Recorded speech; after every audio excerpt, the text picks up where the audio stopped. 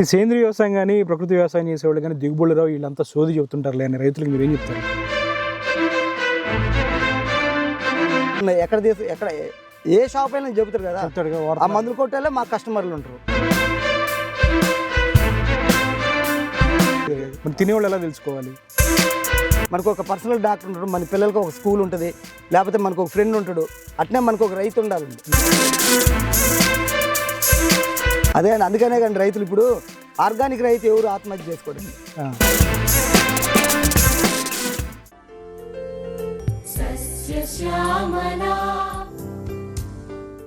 మనం తినే ప్రతి ముద్ద, అందులో ఉండే ప్రతి గింజ, ఆహారానికి రుచిని తెచ్చే ప్రతి పదార్థం మన ఆరోగ్యాన్ని నిర్ణయిస్తుంది లేదా నాశనం చేస్తుంది. మొత్తానికి మన ఆహారం మన ఆరోగ్యాన్ని శాసిస్తుంది.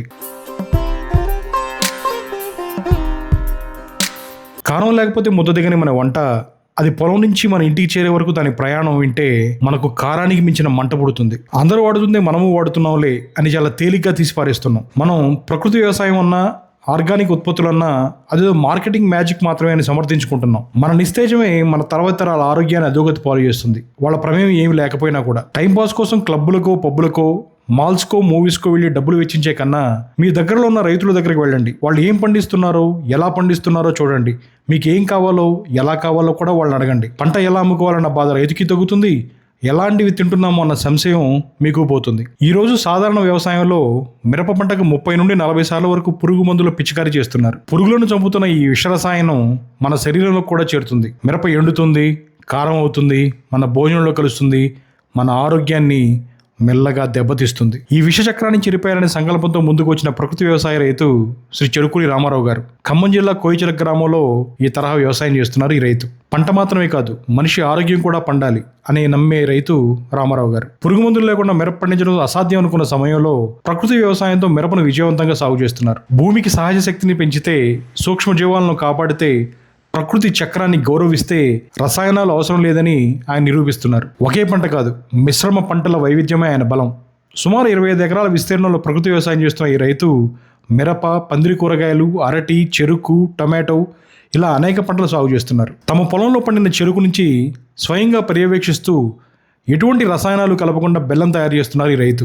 భూమి నుండి భోజనానికి చేరే తమ పంట ద్వారా నమ్మకమైన ఆహారం అందించడమే ఆయన లక్ష్యం అంటున్నారు. మనకు ఫ్యామిలీ డాక్టర్ ఉన్నట్లే సమాజానికి ఫ్యామిలీ ఫార్మర్ ఉండాలనేది రామారావు గారి వాదన. నిజమే కదా, మన ఆరోగ్యానికి కాపాడిన వైద్యుడిని ఎంచుకున్నాం కానీ మన ఆహారాన్ని కాపాడే రైతుని మనం ఎన్నుకుంటున్నామా? మనకు ఆహారం ఇచ్చే రైతును నమ్మి ప్రకృతి వ్యవసాయ పద్ధతిలో పండిన పంటలను ఎంచుకుంటే భూమి ఆరోగ్యంగా ఉంటుంది, రైతు గౌరవంగా బతుకుతాడు, సమాజం రోగాల నుంచి దూరంగా ఉంటుంది. నాకు ఈ జబ్బు ఉంది అంటే నాకు ఆ జబ్బు ఉంది అని ఒకరికి ఒకరు చెప్పుకునే జబ్బుల డిగ్రీల బాధ తప్పుతుంది. భోజనం రుచిగా ఉందా లేదా అనేది కాదు, అది మన ఆరోగ్యానికి సురక్షితమా కాదా అనే ప్రశ్న మనం ప్రతి ముద్దతో పాటు గుర్తెచ్చుకోవాలి. మీరు చెరుకూరు రామారావు గారి క్షేత్రానికి స్వయంగా వెళ్ళే కన్నా ముందు నేనే మిమ్మల్ని మన సస్యశ్యామలం ఛానల్ ద్వారా తీసుకుని వెళ్తారండి. ఆయన క్షేత్రాన్ని, వ్యవసాయ విధానాన్ని చూద్దాం. రామారావు గారు, స్ట్రైట్గా మనం ఒకటి మాడుకుందాం. మనం మిర్చి తోటలో కూర్చుందాం. మిర్చి అనేది ప్రకృతి వ్యవసాయంలో అసాధ్యం అనేది ఒక భావన. మీరు ప్రకృతి వ్యవసాయంలో మిర్చి పండిస్తున్నారు, అది 4 ఎకరాలు వేస్తున్నారు. 4 ఎకరాలు వేసని చెప్పి చెప్తున్నారు. అసలు సాధ్యమైందా? ఎన్ని సంవత్సరాలు చేస్తున్నారు? అసలు ఇది ఏ రకం? మీ అనుభవాలు చెప్పండి ఒకసారి మొత్తం. సార్, ఫస్ట్ నుంచి మేము మిరప రైతులు, మా ఊరంతా మిరప వేసేవాళ్ళు. అంతకుముందు మొక్కజొన్న కానీ పత్తి అలాంటివి వేసేవాళ్ళం. మేము కూడా అదే మిరప రైతుని. ఈ సేంద్రీయ వ్యవసాయంలోకి వచ్చిన తర్వాత మేము మిరప బంద్ చేసినామండి. దాదాపుగా 15 సంవత్సరాలు, 12-13 సంవత్సరాలు దాదాపుగా బంద్ చేసినాం మేము. ఎందుకంటే కెమికల్ కొట్టడం, దీనికి ఎక్కువ మీరు అనుకున్నట్టే నాకు కూడా అదే అభిప్రాయం ఉంది. కానీ 12 సంవత్సరాల తర్వాత మేము లాస్ట్ ఇయర్ మేము ఈ మధ్యన మిరప రేటు పెరుగుతూ ఉంటే అసలు మనం ఎట్లా వేయలేకపోతున్నాం, మనం సేంద్రియంలో బండియాలా, మార్కెట్ కూడా బాగుందండి. ఎందుకంటే మీరు అన్నట్టే అందరికి డౌట్ ఉంది, మిరప సేంద్రియంలో బండదని సైంటిస్టులు మాట్లాడుతున్నారు, ఇప్పుడు అందరూ అదే మాట్లాడుతున్నారు. దానికోసమనే నాకు కూడా డౌట్ ఉంది కానీ నాకు వేయాలని కోరిక ఉంది. కానీ 3 years కింద మేము ఏం చేసామంటే నారు పోసినాం మేమే మా సొంతంగా. పోసి మాకు బొప్పాయితో అది మళ్ళీగా వద్దులే మనం ఈ మిరప బండిలో ఏం బండిలో కెమికల్ వాళ్ళకే ఎన్ని మందులు 2 రోజులు 3 రోజులు మందు కొడుతుంటే పండట్లేదు అనే ఉద్దేశంతో వేయకుండా ఆఫ్ చేసినాం. నారు పోసి కూడా ఆఫ్ చేసినాం. ఆఫ్ చేసి దాంట్లో ఒక 200-300 మొక్కలు ఏం చేసినామంటే బొప్పాయి తోట ఉంది మాకు. ఆ బొప్పాయి తోట మధ్యలో ఒక 2 లైన్లలో ఒక 300 మొక్కలు దాకా వేసినాం మేము. వేసి మాకు డ్రిప్ ఇరిగేషన్ మాకు పెద్దగా బొప్పాయిలో కూడా మేమేం పెద్దగా పని చేయవండి, ఎందుకంటే కెమికల్ వాడడం కాబట్టి మాకేం అవసరం లేదు. నేను ఆ చేనుకి వెళ్ళి ఒక నెల రోజుల దాకా నేను పోలేదండి. పోతే ఏమైందంటే ఆ చేను మొత్తం బాగా గగ్గి ముడత వచ్చేసి మొత్తం వైరస్ లెక్క అయిపోయింది. అనవసరంగా పోయింది అనుకున్నా నేను. మళ్ళీ ఎప్పుడో ఒక నెల రోజులు పోయినండి. నెల రోజులు 10 రోజులకో పోయినా. ఎక్కువ పోవాల్సిన అవసరం లేదు, బొప్పాయిలో ఏం పని ఉండదుగా మాకు. పోతే అది మొత్తం ఇప్పుకొని కాయలు కాసిందండి. ఇట్నే ఈ చేను కాసినట్టు కాసింది. అదే రికవర్ అయింది. మేము ఏం చేయలేదు, నీళ్లు తప్ప. ఆ నీళ్ళు కూడా డ్రిప్లో ఉంటుంది. ఇట్నే మల్చింగ్ వేసినాం. 2 చెట్ల మధ్యలో ఒక 5-6 చెట్లు వేసుకుంటూ పోయినాం. ఈ మురుగు నీళ్ళే పోతాయి అనమాట. దేనికని ఈ నీళ్ళే పోతాయి. చూస్తే నాకు ఆశ్చర్యం అయింది, అరే మిరప బండి వచ్చుగా, ఇప్పుడు దానంతటా అదే చేసుకుంది కండి అనే ఉద్దేశంతో నాకు ధైర్యం, కాన్ఫిడెన్స్ వచ్చింది. వచ్చిన తర్వాత లాస్ట్ ఇయర్ ఏం చేసినట్టు మాకు సీతాఫలం తోట ఉంది, ఒక 3 ఎకరాలు. దాంట్లో మధ్యలో వేసినాం. మధ్యలో ఒక 16 అడుగులు అండి సాలుకి. మధ్యలో 2 సార్లు 3 సార్లు తీసి వాటిల్లో వేసినాం. వేసి ఇప్పుడు మనం దీనికి కావాల్సిన జీవామృతం కానివ్వండి, లేకపోతే ఈ మురుగు నీళ్ళు ఎట్లాగో డ్రిప్లో పోతాయి. పైన స్ప్రేయింగ్ కోసం దశపర్ణి కషాయం తయారు చేసి పెట్టుకున్నాం, బయోఎంజెన్స్ తయారు చేసి పెట్టుకున్నాం, తర్వాత మజ్జిగ, ఇంగువ, పసుపు, బెల్లం తయారు చేసి పెట్టుకున్నాం. ఇట్లా రకరకాల 7-8 రకాలు ఉన్నాయి మా దగ్గర, మేము సొంతంగా చేసుకునేవి. అవన్నీ తయారు చేసి పెట్టుకొని వాటిని ఇప్పుడు కెమికల్ వాళ్ళు 2-3 రోజులు కట్ట చేస్తారో, మేము కూడా అట్నే చేసుకుంటూ వస్తే అది మొత్తం మీద ఒక 3,000-3,500 మొక్కలు ఉంటాయండి. అది మాకు వచ్చేసి 6.5 క్వింటాలు అయినాయండి మిరప. సీతాఫలంలో అంతర పంట వేసినాం. అప్పుడు నాకు కాన్ఫిడెన్స్ వచ్చింది, అంటే మనం చేయాల్సింది ఏంది, కెమికల్ లేకుండా పండిద్ది. అందుకనే ఈ సంవత్సరం ఏం చేసినాం అంటే 4.5 ఎకరాలు వేసినాం. వాస్తవానికి 4.5 ఎకరాలు. అయితే కొంత బాగా వర్షాలు ఎక్కువ. ఇప్పుడు మనం కూర్చున్నది ఇప్పటికి 2-3, ఇది రెండోసారి వేయటం మినుము. అంటే అంతర పంటలు వేయటం, తర్వాత బోర్డర్ పంటలు ఇవన్నీ కనపడుతున్నాయి కంటే జొన్న వేసినాం, మధ్యలో ఆవాలు వేసినాం, మధ్యలో మినుము పెట్టినాం, కొంత ఉల్లిగడ్డ వేసినాం, ఇవన్నీ ఇట్లా వేసినాం అనమాట. అంటే మాకు కాన్ఫిడెన్స్ వచ్చింది, మిరప బండి వచ్చు అనేది. దాని తర్వాత ఈ సంవత్సరం ఎక్కువ మొత్తానికి పోయినామండి. అది కాన్ఫిడెన్స్. అంటే పండటం అంటే అవతల వచ్చి ఎంత దిగుబడి వచ్చేది, మీకు ఎంత దిగుబడి వచ్చింది సార్? లాస్ట్ ఇయర్ అయితే మాకు అరెకరం సుమారు మీద మాకు 6.5 క్వింటాలు అంటే 12-13 క్వింటాలు వచ్చిందండి. అంటే ఎకరానికి వచ్చేసి. అంటే వాళ్ళకి ఒక 20 క్వింటాలు 25 క్వింటాలు బాగా మందులు కొట్టే రైతులకి, బాగా మందులు భూములు ఎక్కిచ్చే రైతులకు వస్తుందండి. 25 క్వింటాలు జాగ్రత్తగా చేసే వాళ్ళకి 20-25 వస్తుంది. ఇంకా 30. మేమైతే అప్పుడు కెమికల్ వాడేటప్పుడు 40 క్వింటాలు తీసుకున్నాం. మీరు తేజ రకాలు ఏం చేసేవాళ్ళు అప్పుడు? మీరు అప్పుడు ఏముందండి, భూమిలో డ్రిప్ లో మందు పంపించేవాళ్ళం. పైన స్ప్రేయింగ్ కెమికల్ ఇప్పుడు కాదు, 12 ఏళ్ల కింద, 12-13 ఏళ్ల కింద. అదే ఏం చేసేవాళ్ళు అప్పుడు? ఏ మందులు వాడేవాళ్ళు అంటే అప్పుడు స్ప్రేయింగ్లు మాత్రం ఇప్పుడున్న మందులు లేవండి. ఇప్పుడు చాలా రకాలు చెబుతున్నారు. ఒక బుడ్డి వచ్చేసి 100 ml 2,500, 3,000 అట్లా అంటున్నారు. ఇప్పుడు ఏమున్నాయో నాకు తెలియదు, కొన్ని అసలు నాకు మందుల పేర్లు కూడా తెలియదు. అప్పుడైతే ఏముందండి, ఆర్తీని కొట్టేవాళ్ళం, తర్వాత ఇథియాన్ కొట్టేవాళ్ళం, మోనోక్రోటోపస్ కొట్టేవాళ్ళం, సల్ఫర్ కొట్టేవాళ్ళం. అయ్యే కొట్టేవాళ్ళం అండి, ఎక్కువ అయ్యే కొట్టేవాళ్ళం. అది ఒకసారి కొడితే మీకు 15 రోజుల దాకా మందు కొట్టాల్సిన అవసరం లేదండి. గగ్గి ముడత వచ్చిన చేనుకి కూడా ఒకసారి ఆర్తీను మోనో కలిపి కొడితే మళ్ళీ 15-20 రోజులలో మళ్ళీ మొత్తం కొత్త తోట లెక్క అయ్యేది. ఇప్పుడు కెమికల్స్ రైతులు విపరీతంగా వాడటం వల్ల, తర్వాత లేటెస్ట్ మందులు అని ఇంకా రకరకాల మందులు వాడటం వల్ల ఆ మొక్కలో తట్టుకునే శక్తి కానీ, భూమిలో కెమికల్స్ విపరీతం వాడటం వల్ల బ్యాక్టీరియా కానీ చనిపోవటం కానీ, వీటన్నిటి ప్రాబ్లమ్స్ వల్ల ఇప్పుడు మొక్క తట్టుకునే కెపాసిటీ లేదండి అసలుకి. ఇప్పుడు మా చేలు ఇట్లా చూస్తున్నారు కదా, మీరు బయటికి పోయి కెమికల్ చేలు చూడండి, ఇంకా ముడతలు కానివ్వండి, ఇంకా వైరస్లు కానివ్వండి ఇప్పుడు విపరీతంగా కనపడుతున్నాయి. విపరీతమైన తెగుళ్ళు కానీ వైరస్లు కానీ వచ్చేసి అవి అందుకే ఎక్కువ 10-15 సార్లు కొడతారంట కదా. 10-15 కాదండి, ఎంతకాలం అసలు నాటిన దగ్గర నుంచి ఇప్పుడు నారు పోసిన కాడ నుంచి అండి పంట అయిపోయేదాకా 6-7 నెలలు ఉంటుందండి. 2 నెలలు అంటే నారు ఒక 45 రోజులు ఉంటుంది. మిగతాది ఆగస్టులో వేస్తారు అనుకోండి. ఆగస్టు 15 నుంచి స్టార్ట్ చేస్తారు. August, September, October, November, December, జనవరి, ఫిబ్రవరి, మార్చి, ఏప్రిల్ కూడా ఉంటుందండి. ఏప్రిల్ దాకా ఉంటుంది. అంటే ఇన్ని రోజులు 7-8 నెలలు పంటకాలం ఉంటుందండి. దాంట్లో ఎక్కువ ఏం చేస్తారంటే ఇంకా నారు పోసిన కాంచే దీనికి స్టార్ట్ అండి. అంటే ఎక్కువ మిరపబండి ఇచ్చే అంత టెన్షన్ ఇంక ఏరే పంట ఉండదండి. ఏ పంట అయినా ఈజీ అయ్యలే కానీ దీనికి బాగా తెగుళ్ళు ఎక్కువ, తర్వాత పురుగు ఎక్కువ, అన్ని త్రిప్స్, మైట్స్, దోమలు ఇవన్నీ ఎక్కువ ఉంటాయండి.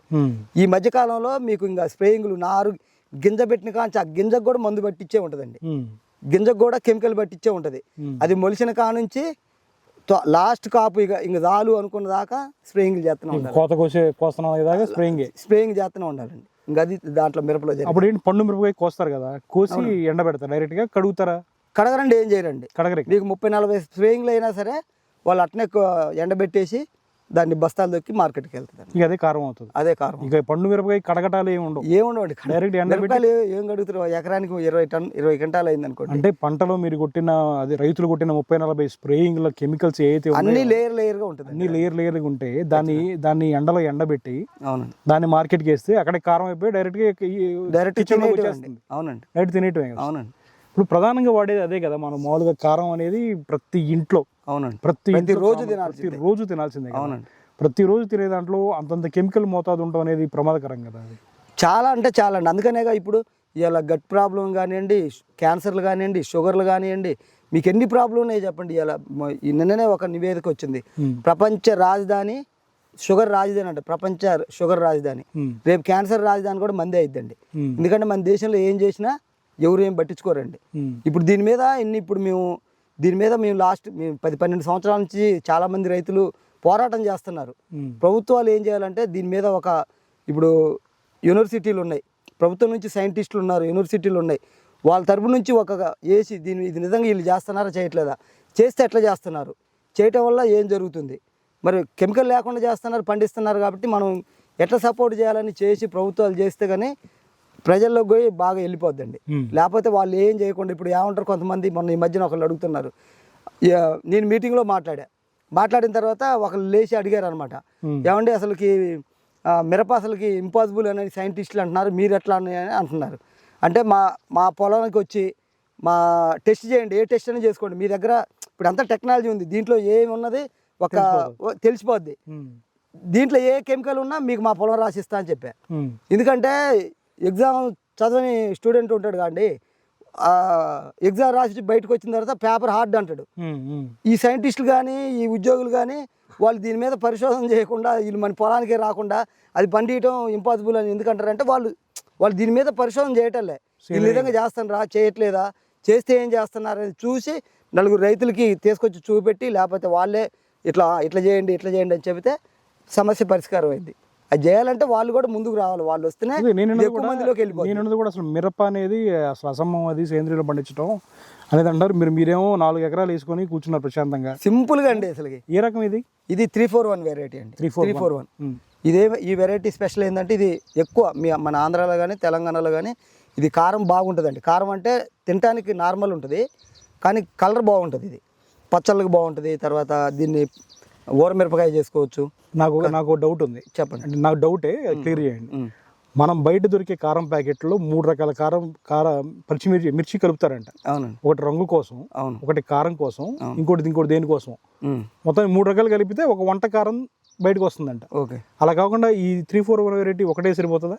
మేము ఒకటే మేము లాస్ట్ ఇయర్ చేసింది మొత్తం మేమే కారం బట్టి అమ్మేసినాం. కొంతమంది మిరపకాయలు కావాలన్నా మిరపకాయలు ఇచ్చేసినాం. ఏం అవసరం లేదండి, ఒకదాంతోనే వచ్చేసింది. ఈ వెరైటీలోనే అది స్పెషల్ అండి. ఇది నిన్న గుంటూరు కాదు వరంగల్ మార్కెట్లో 39,000 పోయిందండి. కింటా 39,000 పోయిందండి. లాస్ట్ ఎండు మిరప లాస్ట్ ఇయర్ ఏంటంటే రేట్లు అన్నీ పడిపోయినాయి కండి లాస్ట్ ఇయర్. దాంతో రైతులు చాలా మంది వేయలేదు.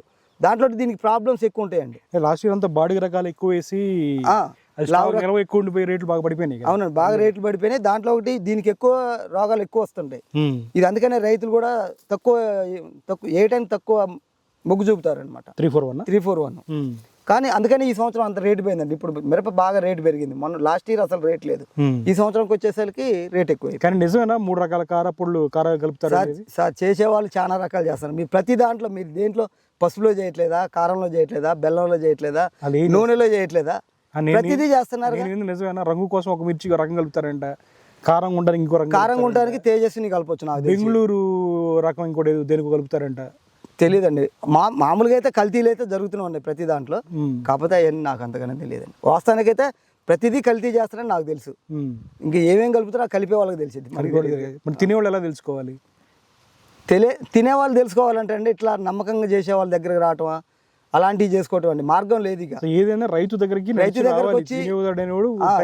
దగ్గరకు వచ్చి మీరు కంటిన్యూషన్గా, ఇప్పుడు మనకు ఒక పర్సనల్ డాక్టర్ ఉంటాడు, మన పిల్లలకి ఒక స్కూల్ ఉంటుంది, లేకపోతే మనకు ఒక ఫ్రెండ్ ఉంటాడు, అట్నే మనకు ఒక రైతు ఉండాలండి. మనకు ఒక రైతు ఉంటే ఒకళ్ళు కెమికల్ చేసే రైతు అయినా మీకు వాళ్ళకి సంబంధాలు ఉన్నాయి అనుకోండి, వాళ్ళు మన కస్టమర్ కదా పాపం, ఆయన ఈ మందు వేయకూడదు అనేది వాళ్ళకి ఒక ఆలోచన వస్తుంది. మీరు కంటిన్యూషన్గా ఆయన దగ్గరే తీసుకుంటున్నారు అనుకోండి, ఆటోమేటిక్గా వాళ్ళు కూడా ఆర్గానిక్ రావడానికి ప్రయత్నం చేస్తారు. పక్క రైతులు కూడా మారుతారండి. ఈ రోజుల్లో ఎవరు చేస్తారు అనుకుంటే ఈ సమాజం ఎట్లా అయిపోద్ది. అంటే పర్సనల్ డాక్టర్ ఎట్లా పర్సనల్గా ఎలా ఉంటారు? 100% పర్సనల్ రైతు ఉండాలి, ఖచ్చితంగా ఉండాల్సిందే.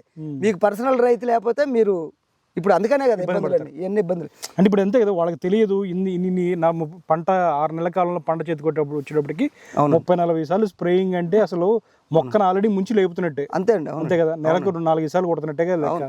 4 సార్లు, నెలకు 4 సార్లు కదండి, ప్రతి 2 రోజులకి 3 రోజులకు కొడతారండి. 3వ రోజు ఖచ్చితంగా స్ప్రే చేస్తారు, లేకపోతే మిరప ఆగనే ఆగదు. భూమి ఏమైపోవాలండి మరి? భూమి ఏమైపోతే ఇప్పుడు రైతు ఏమైపోవాలనేది కాడికి వచ్చింది. ఇప్పుడు రైతుకి వాస్తవానికి అంటే నేను కెమికల్ రైతుని కాకపోయినా వాస్తవానికి వాళ్ళకి గిట్టుబాటు కావట్లేదండి. మీకు తినేవాళ్ళు కాదండి, అంతే అండి. మీకు 20,000 ఇప్పుడు నిన్న 21,000 అయింది ఖమ్మం మార్కెట్, అయినా వాళ్ళకి గిట్టుబాటు కాదు. వాళ్ళకి ఎంత దిగుబడి వచ్చిందంటే 10 నుంచి 15 క్వింటాలు వస్తుంది. ఇప్పుడు బాగా జబ్బులు బాగా పెరిగిపోయినాయండి, భూమి సారం కూడా తగ్గిపోయింది. భూమి సారం తగ్గింది. ఇప్పుడు బాగా పండించే రైతులు కూడా వాళ్ళు మాకు 15-16 అయితే ఏమో అంతకంటే ఎక్కువ బాగా పండినా అసలు బాగా రెల్ల కాపోయింది, దిగుబడి తగ్గుతుంది అంటున్నారు. వాళ్ళకి వచ్చేసి 3 లక్షలు అండి, 20,000 లెక్కేసుకోండి, 3 లక్షలు. వాళ్ళకి దాదాపుగా ఖర్చు పెట్టుబడులు అన్ని కలిపి 2 లక్షల పైన అవుతాయి. ఒకవేళ ఆ మిరపకాయ రేటు తగ్గింది అనుకోండి, అది కూడా మిగలవండి. కోత కూలు ఎక్కువ ఉంటాయి దానికి, తేజ రకాలకి. తర్వాత స్ప్రేయింగ్లు ఎక్కువ, భూములు ఎక్కువ, అన్ని ఎక్కువ కాబట్టి గిట్టుబాటు కాదు. వాళ్ళకి 20 క్వింటాలు పైన అయ్యి, 20-25 క్వింటాలు పైన అయ్యి దిగుబడి 22,000, 23,000 రేటు పోతే అప్పుడు ₹1,00,000 మిగులుతాయండి. ఏం చేస్తారు వాళ్ళు? మునిగి ఉన్నారండి. వాళ్ళకి కూడా తెలుసు మంచిది కాదని తెలుసు, ఆ మందు కూడా వాళ్ళు కూడా అయ్యే తినుకుంటున్నారుగా. వాళ్ళ భూమి ఖరాబ్ అవుతుందని తెలుసు, అన్ని వాళ్ళకి తెలుసు, కానీ మార్గం తెలియదు. అందుకే కదా పల్లెటూరు నుంచి రైతుల నుంచి ఎక్కువ క్యాన్సర్లు కానీ. అవునండి, విపరీతంగా. ఇప్పుడు ప్రతి ఊర్లో టెస్ట్ చేస్తే 10 నుంచి 15-20 క్యాన్సర్ రోగులు ఉంటారండి. ఇంకా షుగర్ అనేది మామూలుగా అయిపోయింది.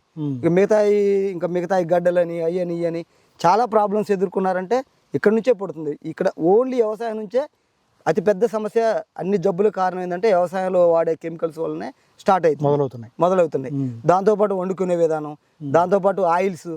ఇప్పుడు బయట ఆయిల్ అంతా వాళ్ళు 120కి ఇస్తారు. ఇవాళ వేరుశెనగ ₹140 అండి, హోల్సేల్ రేట్ ₹140. వేరుశెనగ నూనె 130-140 ఎంతో మేము కొనక 5-6 సంవత్సరాలు అయింది. ఎట్లా సాధ్యమైంది మరి? ప్రభుత్వాలు ఎందుకు మాట్లాడు?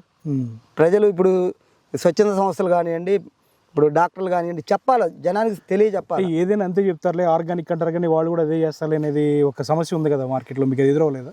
అవునండి, మాకైతే అంటే మేము మమ్మల్ని 10-12 సంవత్సరాలు చూడబట్టే మేము మార్చుకుంటా అంటే కస్టమర్లకు కూడా అర్థమైపోయింది మేము పక్కా ఆర్గానిక్ చేస్తామని. వాళ్ళకి తెలిసి, మా ఖమ్మంలో చాలా మందికి తెలుసు మేము, అందుకోసం వాళ్ళకి నమ్మకం కలిగింది అనమాట. ఎందుకంటే మేము ఇప్పుడు మందు కట్టు ఉందండి, ఎక్కడ దాచుకొని తీసుకొస్తాం? మందులు ఉన్నాయి, ఎక్కడ ఏ షాప్ అయినా చెబుతారు కదా, ఆ మందులు కొట్టేలా మా కస్టమర్లు ఉంటారు. అందుకోసమని మాకు నమ్మకం ఏర్పడింది. మా మందులు కొట్టేవాళ్ళు మీ కస్టమర్లా? అవునండి, మందులు కొట్టేవాళ్ళు మా దగ్గరకు వచ్చి ఆయిల్స్ కొంటారు, మాకు అది మిరపకాయ కొంటారు, బెల్లం కొంటారు. వాళ్ళు మందులు దగ్గర కొంటారా? కొనరండి, వాళ్ళదే కూడా ప్రాణమే కదా. వాళ్ళదే ప్రాణమే కదా.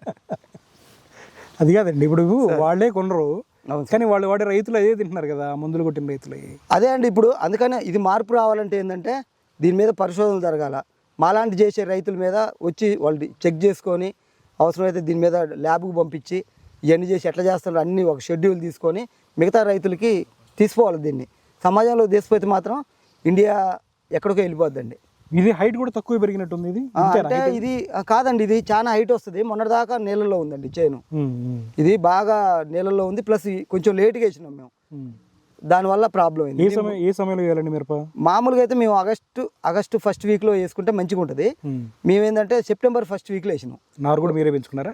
నారు నర్సరీలో పెంచిచ్చినాం మేమే, మా స్పెషాలిటీతో మేము చెప్పిన వాటితో పెంచిచ్చారు మాకు. అంటే ఏం చెప్పారు స్పెషాలిటీ? అంటే ఇప్పుడు భూమిలోకి ఆయిల్స్ ఇవ్వటం కానివ్వండి, అంటే బలం కోసం నారు వేసేదాన్ని, నారు వేసిన తర్వాత వాళ్ళు కెమికల్ వాడతారు కానీ 319లో 13-0-319 ఎక్కువ స్ప్రే చేస్తారు, భూమిలోకి డ్రెంచింగ్ చేస్తారు కదా, దాని బదులు ఆయిల్స్ కానివ్వండి ఇలాంటివి మేము చేయించినాం. మా వరకు సపరేట్ చేసి పెంచారనమాట. బీజామృతం శుద్ధి చేసుకున్న అట్లా చేశారా? మేము అయ్యేం చేయలేదండి, మామూలుగా చేసేసి దాన్ని చేసుకున్నామండి. ఎంత దిగుబడి వచ్చిందని ఎక్స్పెక్ట్ చేస్తున్నారు మీరు? మేమైతే ఈ సంవత్సరం ఒక 10-12 క్వింటాలు రావచ్చు అనుకుంటున్నాను. 10-12 క్వింటాలు అంటే సగం వస్తుందండి. వేరే కెమికల్ వ్యవసాయం సగం. అవునండి, అంటే కెమికల్ వాళ్ళకి కూడా ఇంతకంటే తక్కువ వచ్చే వాళ్ళు ఉన్నారు. మరి వాళ్ళ ఖర్చులు ఎక్కువ కదా, బాగా భూమిలో సారం పోయినోడికి చేసేది బాగా అదే. ఇప్పుడు మీరు దీన్ని పెట్టి ఖర్చు ఏంటి? మేము పెట్టిన ఖర్చు వచ్చేసి మల్చింగ్ ఖర్చు అండి. తర్వాత ఫస్ట్లో స్టార్టింగ్లో పచ్చి రొట్టె వేసినాం, పెసర వేసినాం. అంటే పెసర కూడా ఇత్తనం తీసుకుందామని వేసినాం. వర్షాలు బాగా అయ్యి మనం తీసుకోలేదు కాదు, ఇంత ఎత్తు ఒక 3 అడుగులు ఎత్తు పెరిగి పెసర కాసి సాలు మధ్యలో పచ్చి రొట్టె పెంచి లేదండి, ఫస్టే పచ్చి రొట్టె వేసినాం. భూమి మొత్తం మీద పచ్చి రొట్టె వేసారా, వేసి దాన్ని రోటావేటర్ కొట్టినాం, కొట్టేసి బెడ్లు తయారు చేసినాం. బెడ్లు తయారు చేసి దాని మీద మల్చింగ్ వేసినాం. మల్చింగ్ వేయకూడదు అంటారు కదా ప్రకృతి వ్యవసాయంలో కానీ సేంద్రీయ వ్యవసాయంలో కానీ, మీరు ఎట్లా చేస్తారు? అదే అండి, ఇప్పుడు అదే ప్రాబ్లం అనమాట. ఇది కలుపు ఉంది, కలుపు బీగటానికి మన వల్ల కాదు. మేము 25 ఎకరాల్లో వ్యవసాయం చేస్తున్నాం అంటే అది కలుపు తీయడానికి మనుషుల వల్ల అయ్యేది కాదు. మధ్యలో కలుపు మందు కొట్టకుండా 2 సార్లు 3 సార్లు తీపిచ్చినాం. తర్వాత మధ్యలో ఏంటంటే ఇది మధ్యలో అంతర పంట కలుపు కూడా రాకుండటం కోసం ఇది వర్షాల వల్ల ఇట్లుంది, కానీ లేకపోతే అంతకుముందు ఒకసారి వేసినాం, రెండోసారి అనమాట ఇది. అదే మీకు ఫస్ట్ ఏముంటే దీంట్లో కలుపు కూడా రాదనమాట. ఈ రెండింటి మధ్యలో మనం ఇది వేసుకున్నాం అనుకోండి, అదే పెరిగి ఇట్లా అయిపోద్ది. దాంట్లో మళ్ళీ పంట కూడా తీసుకోవచ్చు అనమాట. అంటే అంతర పంటలుగా. అంటే దీంట్లో ప్రాబ్లం ఏంటంటే ఇప్పుడు ఇప్పుడు మిరప ఉందండి, మిరపకు వచ్చే తెల్లదోమ మినుము మీద పడిపోద్దండి. మినుము నుంచి రసం తీసేసుకుంటుంది. దానివల్ల ఇది సేఫ్టీ అయిపోద్ది. జొన్న మీదకి వచ్చే తెల్లదోమ కానివ్వండి, పురుగు కానివ్వండి, ఏదైనా సరే జొన్న మీదకి వెళ్ళిపోద్ది. దానివల్ల దీని మీదకి ప్రాబ్లం తక్కువ అయిపోతుంది. అందుకే మధ్యలో మినుము లాంటివి మినుము వేసినాం, తర్వాత ఉల్లిగడ్డ వేసినాం, తర్వాత ప్రతి 6 సార్లకు ఒకసారి జొన్న పెట్టినాం. చుట్టూ బార్డర్ బయట నుంచి తెల్లదోమ కానివ్వండి ఇవి రాకుండా జొన్న పెట్టినాం. సో మిరపకి తెగుళ్ళు ఆశిస్తాయో వాటిని డైవర్ట్ చేయడానికి మధ్యలో ఏరైతే ఇట్లా పెట్టుకోవాలండి. వెనకట అంతర పంటలు అంటే పంటలలో అన్ని కలిపి పెట్టుకునేవాళ్ళు. అట్లా పెట్టుకోవడం వల్ల ఏంటంటే ఇప్పుడు మన ఉమ్మడి కుటుంబం ఉంది అనుకోండి, మనకి ఎంత పెద్ద సమస్య వచ్చినా ఉట్టిగా తేలిపోద్ది. అదే సింగిల్ అనుకోండి, ఇద్దరే ఉన్నారు, భార్య భర్తలు ఉన్నారు, వాళ్ళ సమస్య ఎవరికి చెప్పుకుంటారు? ఇది కూడా దీంట్లో ఏంటంటే ఎన్ని పంటలు అన్ని కలిపేయటం వల్ల ఇప్పుడు తెల్లదోమ వచ్చిందండి. తెల్లదోమకి దీనికంటే పెసర మీదకి పోవటం ఇష్టం, జొన్న మీదకి పోవటం ఇష్టం. అందుకోసం దాన్ని రసం పీల్చేప్పుడు మధ్యలో చేసుకుని కలుపు సమస్య కూడా తగ్గిద్ది కదా. కలుపు కూడా ఉండదండి. ఒకవేళ మనం నడిచేటప్పుడు తొక్కినా అది భూమికి బలం అయింది తప్ప మనకి నష్టమే లేదు. కలుపు అయితే మళ్ళీ అది మనం తొక్కినా వంగిపోదండి. ఇదైతే వంగిపోద్ది, సరిపోద్ది. రెండోది ఏంటంటే మనకి వచ్చే మొత్తం పెస్ట్ మొత్తం కూడా డివైడ్ అయిపోద్ది. ఇప్పుడు మధ్యలో అంతర పంటలు ఉల్లిగడ్డ వేసి ఇవన్నీ ఆవాలు అవన్నీ వేసినాం అనుకోండి, వాటన్నిటికీ బంతి కూడా వేసినాం చేను చుట్టూ, వాటన్నిటికీ డివైడ్ అయిపోద్ది. అయిపోవడం వల్ల మన మెయిన్ మిరప పంటకి రక్షణ వచ్చింది. మిరప పంట సేఫ్. మిరప పంట సేఫ్. అట్లా అనుకుంటే మా చేలో స్టార్టింగ్ లోనే వైరస్ చెట్లు వచ్చినాయండి. నాకు భయం అయింది, ఇది ఉంటుందా ఉండదా అనుకున్నాం. కానీ ఇవన్నీ కలిపి మమ్మల్ని తిప్పుకుంది కాపాడి అంతే. సో మీ భూమిలో బలం కోసం ఆ కుళ్ళిపోయిన ద్రవం ఇస్తున్నారు. అవునండి. పైన పిచికారీలు జీవామృతం కానీ తర్వాత మజ్జిగ, ఇంగువ, పసుపు, బెల్లం వాడతామండి. దీనికోసం ఇది ఏంటంటే బెల్లంలో కాల్షియం ఉంటుంది, అన్ని మైక్రో న్యూట్రియంట్స్ ఉంటాయి, ఐరన్ ఉంటుంది, ప్రతి న్యూట్రియంట్ ఉంటుందండి. మీ బెల్లం వాడతారా? మా బెల్లం వాడతాం, బయట తీసుకురాం. తర్వాత మజ్జిగ ఉందండి, మజ్జిగలో కూడా కాల్షియం ఉంటుంది, మళ్ళీ మైక్రో న్యూట్రియంట్స్ ఉంటాయండి. మన గట్లో ఏం న్యూట్రియంట్ ప్రోబయోటిక్స్ ఉంటే దాంట్లో అయ్యే ఉంటాయండి. తర్వాత ఇంగువ ఏంటంటే పురుగుకి ఇష్టం ఉండదు, ఇంగువ వల్ల ఆ వాసన ఇష్టం ఉండదు. తర్వాత పసుపు ఉందండి, పసుపు మనకి యాంటీబయాటిక్ గా పనిచేస్తుంది. తర్వాత రెండోది ఫంగస్ గా పనిచేస్తుంది, ఫంగస్ ని నిరోధించడానికి. మజ్జిగ కూడా సేమ్ అదే పనిచేస్తుంది అండి. ఇవన్నీ స్ప్రే చేయడం వల్ల ఇవన్నీ కలిపి స్ప్రే చేస్తాం. పై జాగ్రత్తల కోసం కానీ మైక్రో న్యూట్రియంట్స్ కోసం కానీ పైన స్ప్రే ఏదైనా మేము దాంతో అన్ని సమస్యలు పరిష్కారం. భూమి బలంగా ఉండడానికి మాత్రం ఇస్తున్నారు, అవి వాడుతున్నాం అండి. అందుకే తెగుళ్ళు వచ్చినా కూడా అది మళ్ళీ అసలు ఏం ప్రాబ్లం లేదండి. మీకు అన్ని ఇప్పుడు మా దాంట్లో ఫంగిసైడ్ ఉంది, పురుగు మందు ఉంది, బలం మందు ఉంది, అన్నీ ఉన్నాయి మా దాంట్లో పైన స్ప్రేయింగ్ చేయటంలో. దాంతోపాటు ఇప్పుడు గోధుమలు ఉంటాయి కండి, ఫంగిసైడ్ ఏం చేస్తారు? ఇంకా ఫంగిసైడ్ ఇదే ఉంది కండి, మజ్జిగ ఉంది ప్లస్ ఇది పసుపు ఉంది. ఇంకా మీకు అసలు ఫంగస్ ప్రాబ్లమే రాదు. ఇప్పుడు కొమ్మకులుడు వచ్చిందండి మా దాంట్లో, అందరికి వచ్చింది, మాకు కూడా వచ్చింది. ఆ టైంలో వర్షాకాలం అయిపోయి చలికాలం మధ్యలో వస్తుంది, మేము అదే స్ప్రే చేసినాం. వాళ్ళైతే వేలు డబ్బులు పెట్టి స్ప్రే చేశారు, మేము ఓన్లీ మజ్జిగ, ఇంకో పసుపు, బెల్లం 2 సార్లు స్ప్రే చేసాం, కథం ఆగిపోయింది. వాటితో పాటు గోధుమలు పెంచుతామండి. గోధుమలు తర్వాత బీన్స్ ఉంటాయి కదా, అవి పెంచుతాం. అవి పెంచేసి జ్యూస్ తయారు చేసి దాంట్లో బెల్లం వేసి పెట్టుకొని అది స్ప్రే చేస్తాం. ఏదైనా బెల్లం కామన్, బెల్లం ఎక్కువ బెల్లం వాడతామండి. తర్వాత దశపర్ణి కషాయం ఉంది, దశపర్ణి కషాయం స్ప్రే చేస్తాం. తర్వాత బయో ఎంజైమ్స్ ఉన్నాయండి. బయో ఎంజైమ్స్ అంటే బెల్లము, తర్వాత ఫ్రూట్ ఉంటుంది కదా, ఇప్పుడు నిమ్మకాయతోనే ఒక బయో ఎంజైమ్ తయారు చేస్తాం. తర్వాత ప్రతి దాంతో చేయొచ్చండి, గడ్డితో చేయొచ్చు, టమాటాతో చేయొచ్చు, దొండకాయతో చేయొచ్చు, బెండకాయ, అన్ని చేసి ఉన్నాయి మా దగ్గర ఇప్పుడు. బయో ఎంజైమ్ చేసి ఉన్నాయి. అవి ఏంటంటే ఒకసారి తయారు చేస్తే మీరు ఎన్ని సంవత్సరాలైనా ఖరాబ్ కావన్నమాట. అదేంటంటే భూమిలో ఉన్న బ్యాక్టీరియాకి ఆహారం అది బయో ఎంజైమ్ అంటే. మనం పైన స్ప్రే చేయడం వల్ల చెట్టుకు బలం వస్తుంది, భూమిలో వేయటం వల్ల భూమిలో ఉన్న బ్యాక్టీరియా ఉంటుంది కండి, ఆ బ్యాక్టీరియాకి బలం వస్తుంది అనమాట. దాంతో ఆటోమేటిక్గా వానపాములు కానీ అన్నీ రియాక్టివేట్ అయిపోతాయి అనమాట. దానికోసమని అవి వాడుతున్నాం. తర్వాత ఆముదం, మట్టి, తర్వాత కుంకుడుకాయ రసం వాడతాం. సార్ ఇప్పుడు కెమికల్లో ఎన్ని రకాలు ఉన్నాయో ఈ ఆర్గానిక్లో కూడా అన్ని రకాలు తయారు చేసి పెట్టుకుంటే మీరు కళ్ళు మూసుకొని మిరప కాదు ఏదైనా బండి ఎన్ని చేయాలంటే మీరంటే చేస్తున్నారు, బయట శ్రమ కదా ఇదంతా. బయటికి ఒక బుడ్డి తీసుకొచ్చి గట్టికి కొట్టేస్తే అయిపోయింది కదా. అదే అండి, అందుకనే కానీ రైతులు ఇప్పుడు ఆర్గానిక్ రైతు ఎవరు ఆత్మహత్య చేసుకోడండి, కెమికల్ రైతు ఆత్మహత్య చేసుకునే పరిస్థితులు వస్తాయి పాపం. ఆ ధైర్యం కూడా ఉండదు. ఇప్పుడు మాకు కూడా డబ్బులు తక్కువ వచ్చినా మాకు ఒక కాన్ఫిడెన్స్ ఉంటుంది, మనం ఈ సంవత్సరం నెక్స్ట్ అయినా మనకి పంట వచ్చింది, మన భూమి బంగారం లాగా ఉంది, మనం చేయగలుగుతాం. అప్పులు తీసుకొచ్చి పురుగు మందులు కొనుక్కొచ్చుకోరు మీరైతే. మేమైతే కొనుక్కొచ్చుకో, మాకు పెట్టాల్సిందే ఉందండి. ఇది మొత్తం మీద మల్చింగ్కి, దుక్కు దున్నటానికి, ఇత్తనాలు కొనుక్కొచ్చుకోవడానికే డబ్బులు అయినాయి, కానీ మిగతా అన్ని కలిపి కూడా మాకు 50,000 కూడా ఖర్చు కావండి. కూలీల ఖర్చు అవి ఎక్కువ ఖర్చులు అయితే, మిగతా కెమికల్ వాళ్ళకి వాళ్ళు ఇప్పుడు ఒకసారి కలుపు తీయాలంటే 5-6 వేలు పైన అవుతాయండి. అదే వాళ్ళు అయితే 300 పెట్టి కెమికల్ కొట్టుకుంటే మధ్యలో కొట్టుకుంటూ పోతే అయిపోద్ది. మాకు ఈ ఖర్చు ఎక్కువలు అవుతాయండి. ఈ సేంద్రీయ వ్యవసాయం కానీ ప్రకృతి వ్యవసాయం చేసేవాళ్ళు కానీ దిగుబడులు రావు వీళ్ళంతా సోది చెబుతుంటారు లేని రైతులకు మీరు ఏం చెప్తారు? అడిగి చెప్పండి కొంచెం. 100% సేంద్రీయ వ్యవసాయం చేసే రైతులు కానివ్వండి, ప్రకృతి వ్యవసాయం చేసే రైతులు కానివ్వండి, ఇప్పుడు కెమికల్ చేసే రైతులు కానివ్వండి, మీకేం భయం అవసరం లేదు అస్సలకే. ఎందుకంటే ఇప్పటిదాకా మీకు చెప్పిన వాళ్ళందరూ కొంచెం ఒక ఎకరం వేసో లేకపోతే వాళ్ళు అసలు ఆర్గానిక్ వ్యవసాయం చేయకుండా ఆర్గానిక్ ఉత్పత్తులు అమ్ముకునే వాళ్ళు చెప్పిన మాటలు అవన్నీ. ఇప్పుడు నేను ఒక 12 సంవత్సరాల నుంచి ఫర్టిలైజర్ బంద్ చేశా. ఒక 5-6 సంవత్సరాల నుంచి తగ్గించుకుంటూ వచ్చి ఇప్పుడు పూర్తిగా 2 సంవత్సరాలు 3 సంవత్సరాల నుంచి, ఈ సంవత్సరం అయితే లాస్ట్ ఇయర్ నుంచి మేము పూర్తిగా సేంద్రీయ వ్యవసాయంలోకి వచ్చినాం. పూర్తిగా మనమే అన్నీ తయారు చేసుకొని చేస్తున్నాం. దాంతో ఏమైందంటే ఇప్పుడు అన్నీ మనకి మిత్ర పురుగులు పెరగటం కానివ్వండి, మనకి దిగుబడులు రావడానికి ఎక్కువ అవకాశం ఉంది.